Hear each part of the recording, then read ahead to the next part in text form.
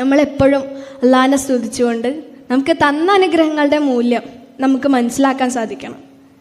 എൻ്റെ അടുത്ത് എൻ്റെ ഉമ്മയും ഉപ്പയും എൻ്റെ ഇത്തയും പറഞ്ഞു തരാനുള്ളൊരു കാര്യമുണ്ട്.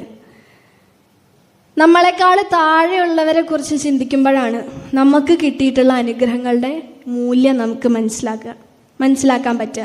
അല്ലാണ്ട് ഇപ്പം നമ്മളെക്കാളും മുകളിലുള്ളവരെ കുറിച്ച് നമ്മൾ ചിന്തിച്ചാൽ, ഇപ്പം ഞാൻ തന്നെ എനിക്ക് കൈയില്ല, എനിക്ക് കാലില്ല എന്ന് വിചാരിച്ച് മാറിയിരുന്നാൽ ഇന്ന് ഞാൻ എവിടെ എത്തിയില്ല. ചിലപ്പോൾ ഏതെങ്കിലും ഒരു റൂമിൻ്റെ അകത്ത് 4 ചുമരുകൾക്കകത്ത് ഒരു പക്ഷേ ഒന്നും ചെയ്യാൻ പറ്റാതെ കിടക്കുമായിരുന്നു.